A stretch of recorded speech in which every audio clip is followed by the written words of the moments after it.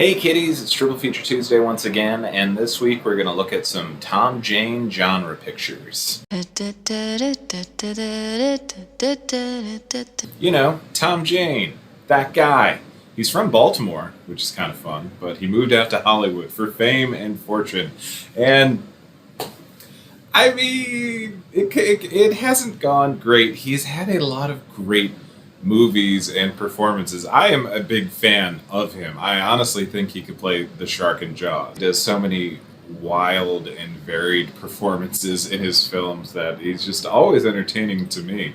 Whether it's, the shark hunter in Deep Blue Sea, the annoying psychiatrist, telepath in the poor Stephen King film Dreamcatcher, or the beleaguered everyman in the much better Stephen King feature The Mist. Tom Jane's always a good time.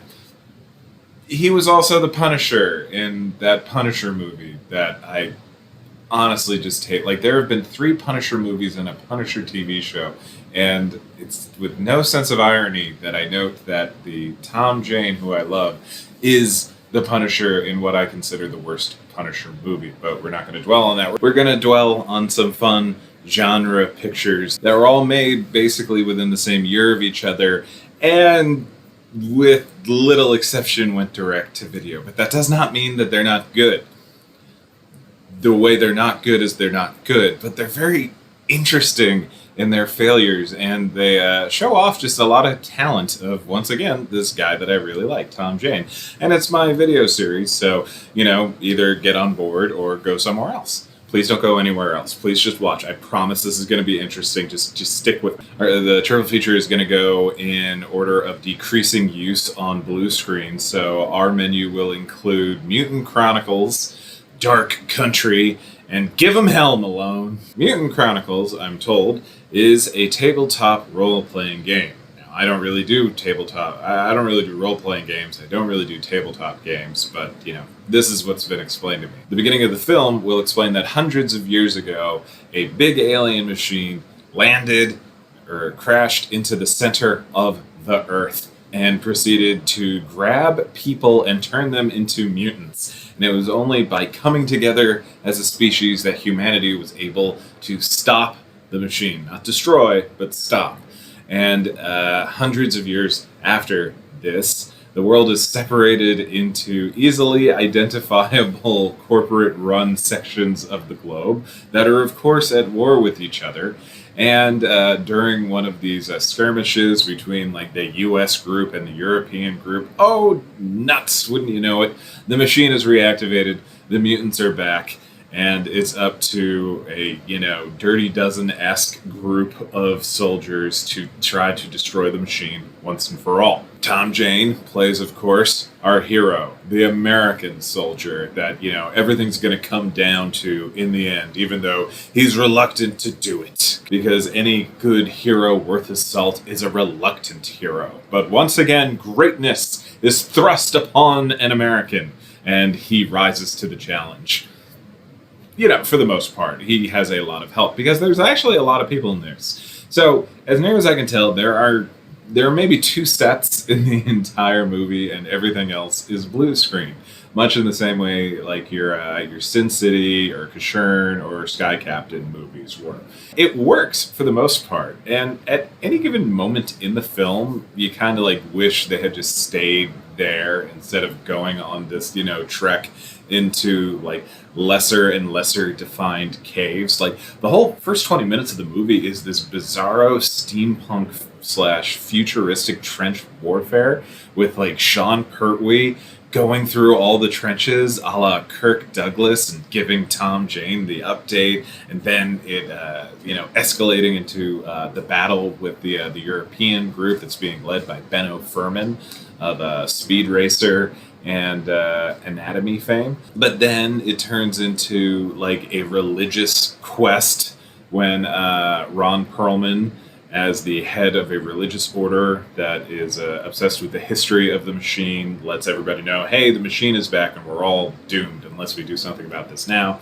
Religion versus politics, because the politicians are all rich and they're just getting off planet, except for John Malkovich, who, for generic medical reasons can't leave the planet, so he gives Ron Perlman the tickets that will allow him to recruit the team to go take out the machine, and then it's like religion and military stuff going up against each other, and then it's just zombies throughout the whole thing, and which is all a long-winded way to say this movie is a mess, but a very enjoyable mess throughout the whole thing. Like, the names I just rattled off are all in this movie, and not one person is phoning it in. Everybody is trying to sell this movie and their character within it at every given moment. And their faith in the movie kind of creates faith in the movie for you.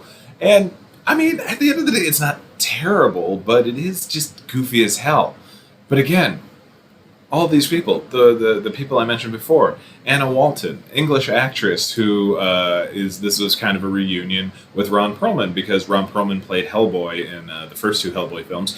Anna Walton, in a lot of makeup, played Princess Nuala, who was a character and love interest for Abe Sapien throughout Hellboy 2. This movie has a scene with Ron Perlman and John Malkovich acting their asses off with each other. It's just that there's this one-on-one scene where they're just arguing about, like, is there hope? What do we do with the when facing the end of the world? We got Sean Pertwee, who is just that man. This man, he is the son of the third Doctor, John Pertwee, and is never bad. He pops up in every other sci-fi or horror movie that's made or produced in or around Europe, and I swear, this guy dies almost as much as Sean Bean dies. He's been killed by werewolves at least twice. He dies off screen in Equilibrium, like before the movie even starts. He's eaten by a cannibal in Doomsday, but for all of us that grew up at a certain time, he is the pilot Smith in Event Horizon and gets killed by evil possessed hell demons or whatever. If you can put a name on what is animating the evil force in Event Horizon, I'd love to hear it. I'm just going to go with demons for lack of a better term. But he's always good. And in this one, he gets mercy killed by Tom Jane. Tom Jane, who,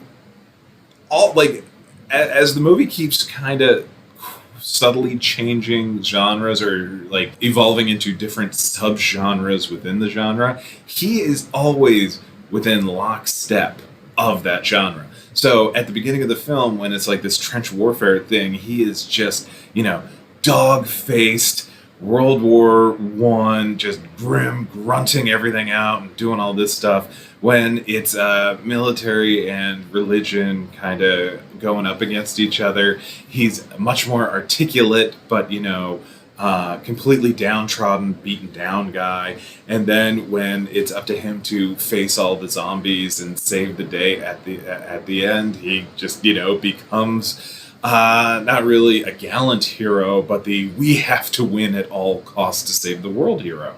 Because Tom Jane can do whatever you need him to do in your movie, so use him more. Next up, we have Tom Jane's directorial debut, Dark Country, which is about a newlywed couple in Vegas driving out to California through the desert in the middle of the night, and everything goes horribly wrong.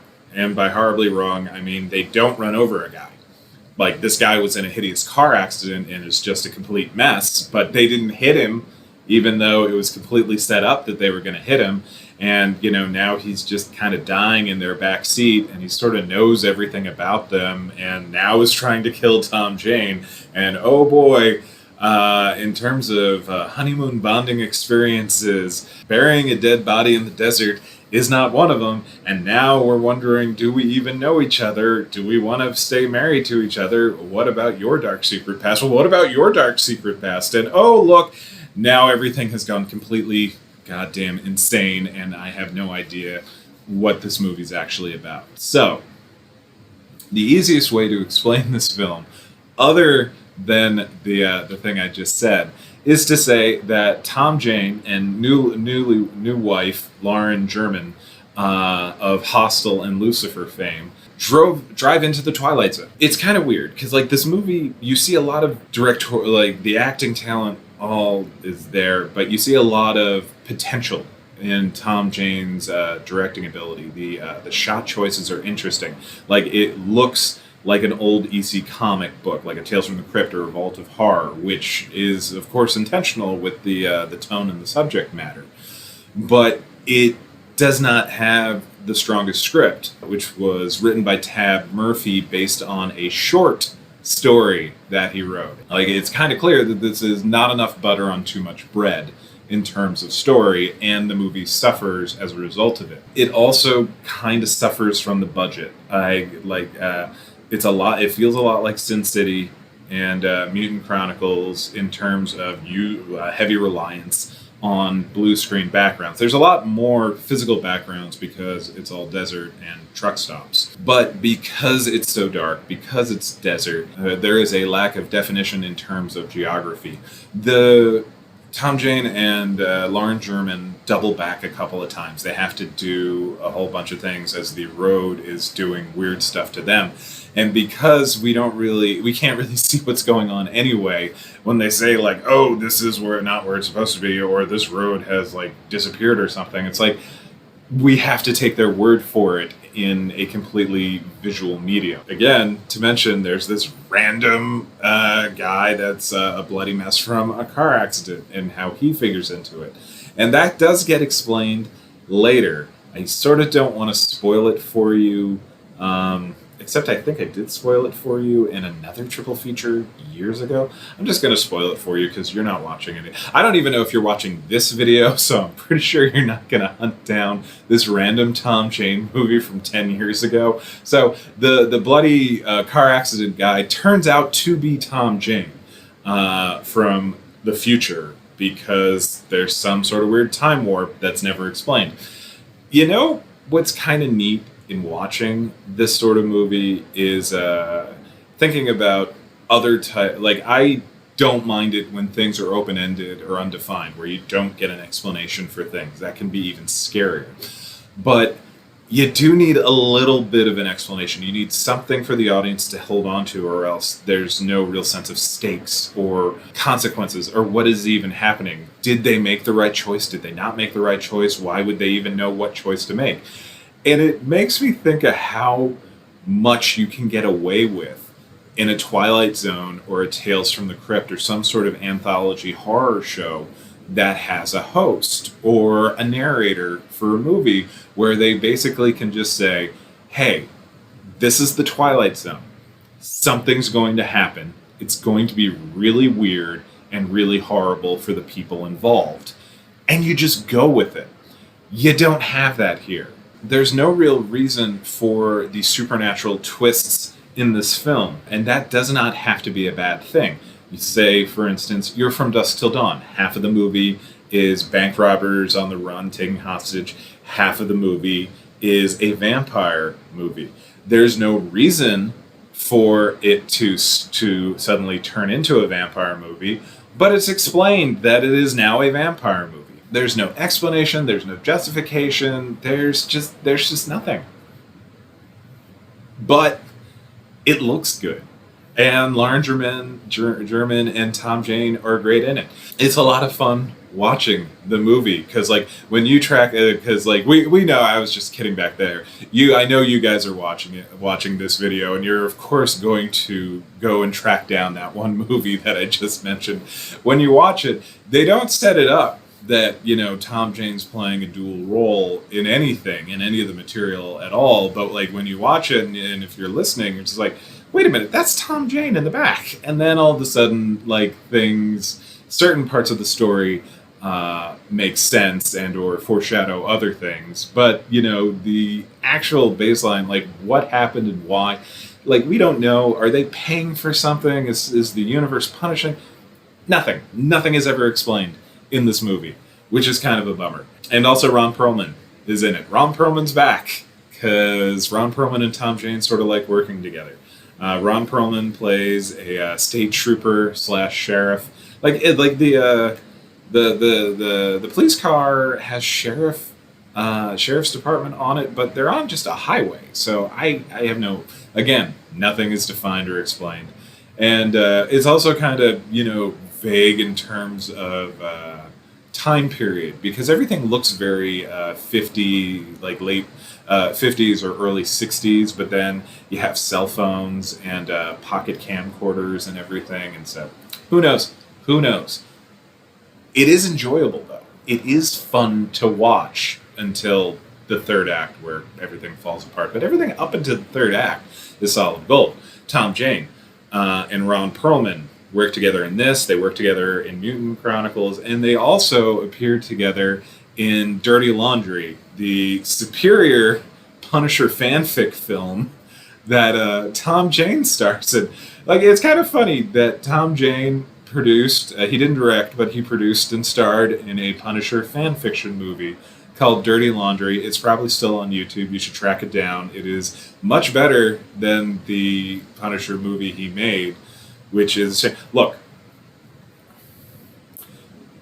they kill, like, in every version of the Punisher origin story, they kill Frank's family, and then Frank goes on an unending war of revenge on any criminal that he meets. Now, generally, Frank's family consists of wife and 2 children of indeterminate gender. It changes. It's like sometimes it's 2 girls, sometimes it's 2 boys, sometimes it's boys and girl. Doesn't really matter. But, once they're killed, Frank kills every single criminal he will ever come across again. In the Tom Jane Punisher movie, they kill Frank's wife. They kill Frank's kid. They kill Frank's dad. They kill Frank's extended family. They kill Frank's wife's extended family. And I was sitting in the theater just beaming, because the only reason you kill this many people related to the main character is to justify the unholy bloodbath that is to follow. And by the end of the Tom Jane Punisher movie, do you know how many people he actually kills? 7. You can count it on 2 hands how many people the Punisher kills in the Punisher movie. And I don't want to hear about, well, it was a more emotional take and it's looking into the psychology of the character. The Punisher is a terrible character. He was a ridiculous character in the comics that was there as a borderline parody of 80s action movies. So the only reason we watch them is for the fun of just the ridiculous murder. As a result, the Tom Jane Punisher movie does not work as a Punisher movie for me, which is a shame, because I enjoy the Punisher and I enjoy Tom Jane. The Dolph Lundgren movie is amazing because Dolph Lundgren, 80s silliness. The Ray Stevenson Punisher War Zone movie is the best version of the Garth Ennis Punisher I have ever seen, because it has, like, the jokes come not from playing around, but just from being so over the top, which that movie is. And it's glorious. The Punisher television show fails for me in a similar way that the Tom Jane movie fails, in terms of being an adaptation of the Punisher comic. The Netflix Punisher TV show is not a good adaptation of the Punisher comic. As an exploration of post-traumatic stress disorder and what it is like going from being a soldier to trying to reacclimate into civilian life, that show is amazing. And it's worth watching for that, but just not as an adaptation of the Punisher. This has been a digression that has nothing to do with anything else other than Tom Jane and Ron Perlman, who, Tom Jane and Ron Perlman, we love them. Finally, we have Give 'Em Hell Malone, directed by Russell McKahee of Highlander and The Shadow fame. Give 'Em Hell Malone is a neo-noir nonsense film. It is kind of like, watching it this time around, because I hadn't watched it in quite a long time, it kind of feels a lot like a low-budget prototype for the John Wick films, in terms of not only is there this weird underworld to the normal world, but it is very stylized and noir-y. You see a lot of guys dressed up as if they're in an old Humphrey Bogart movie and treating the world as such. And, it doesn't, like, except for one scene, it doesn't appear that police are an issue for these characters. Like, the only threats you have to deal with are people that are initiated into the same weird underworld. The scariest guy in the underworld is Malone, played by Tom Jane, who is borderline unkillable in his fedora and his souped up Buick and his Mataba Unica 6 or 6 Unica. This really beautiful Italian 6-shooter wheel gun that I'm borderline obsessed with. It's just like the barrel's in the wrong, is in a weird position and it pops open. Anyway. Malone is tasked with, at the beginning of the film, Malone is tasked with retrieving a suitcase and the contents thereof. And in the case is all this paper cut up to be phony money and a little toy elephant. And when prompted, or when asked what was in the case, he always describes it as, quote, the meaning of love.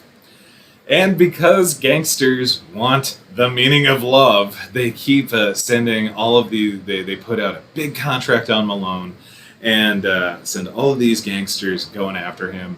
And there's femme fatales and other weirdness, and all throughout it, Tom Jane just being the man. You know, it's weird how, like, the less we're relying on blue screen as we go on, the more ill-defined the plots become of this movie. Like, don't get me wrong, the plot of Dark Country is very simple and straightforward. It's just, ill-defined. Couple goes on highway, Twilight Zone ensues. In this one, there's so many twists and turns and like weird interpersonal relationships that you almost never know what anybody's doing or why until the very end, where the bad guy explains everything. And he does explain it, and it's very well explained, and it does explain everything. But it's more of just like, this is a fun, if you like neo-noir, this is a fun romp in a neo-noir, less polished John Wicky type of world, where you got Tom Jane as Malone, you have Ving Rhames as his equally badass rival Boulder, and the big head gangster teams Boulder up with Doug Hutchison, who is playing a pyromaniac, which is only less creepy than the borderline pedophilic real life of Doug Hutchison. French Stewart is playing a Frank Sinatra wannabe. Leland Orser is Malone's beleaguered handler. And the femme fatale is played by Elsa Pataki of Fast and the Furious fame. I mean, for me, she'll always be the girl in Beyond Reanimator, and ever since then. But for most of the world, she's actually Mrs. Thor, which, good on her. But all of it is fun and pretty action-packed. There's a lot of, like, good... The action does not repeat that often. Like, there's gunfights in the beginning.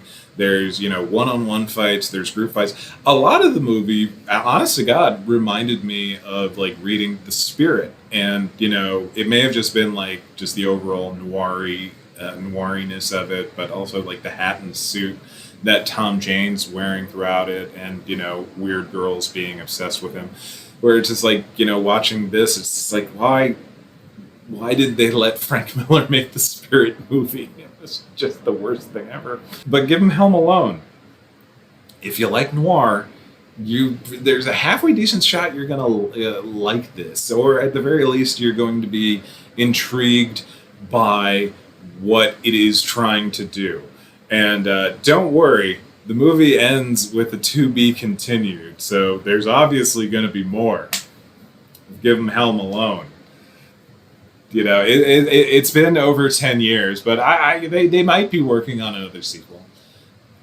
They're not working on another sequel. But these are all, fun movies to watch with, I would argue, a very talented journeyman actor who has just never, for whatever reason, he never had his really big break. I don't get it. He's charming. He can do any type of role. Like, I mean, he's a goon in Crow City of Angels. I believe he's one of the vampires in the original Buffy the Vampire Slayer. He was like he was a male prostitute in Boogie Nights. He was the gym teacher / male prostitute in the TV show Hung. Tom Jane, he's always a good time. And, I've been borderline obsessed with him ever since his little guest appearance on Arrested Development, where he was kind of sending himself up, and he was just really funny. And so, watch these. They're probably streaming somewhere because, they've got to try to make their money back somehow. Mutant Chronicles, Dark Country, and give him Home Alone. and I will see you guys next week.